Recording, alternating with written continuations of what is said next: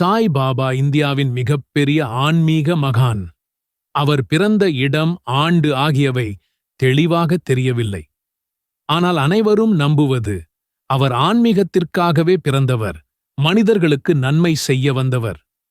சாய் பாபா முதலில் மகாராஷ்டிராவின் ஷிர்டி என்ற சிறிய கிராமத்துக்கு சுமார் 16 வயதிலேயே வந்தார்.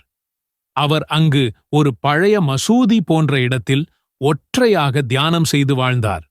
அதைத்தான் மக்கள் பின்னர் துவாரகா மாய் என்று அழைக்க ஆரம்பித்தார்கள். சாய் பாபா எந்த மதத்தையும் பிரித்து பார்க்கவில்லை.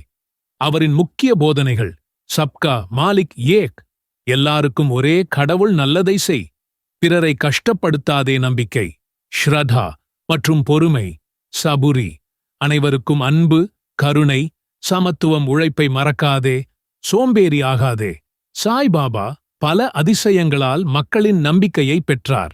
நோயுள்ளவர்களை குணப்படுத்துதல், இழந்த பொருள்கள் திரும்ப கிடைக்க செய்தல், பிரச்சனைகளில் உள்ளவர்களுக்கு வழிகாட்டுதல், உணவு, உடி, ஆசீர்வாதம் மூலம் மக்களை காப்பாற்றுதல், எதிர்காலத்தை முன்கூட்டியே கூறுதல்.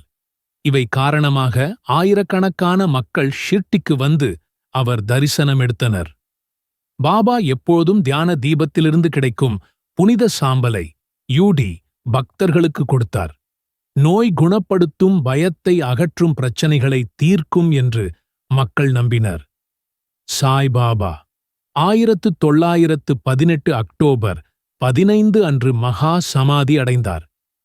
அவரின் உடல் ஷிர்டியில் உள்ள சமாதி மந்திரியில் அமைக்கப்பட்டது.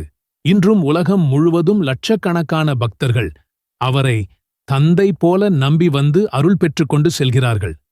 நம்பிக்கையையும் பொறுமையையும் விடாதே. நான் எப்போதும் உன்னுடன் இருக்கிறேன். ஓம் சாய்ராம்.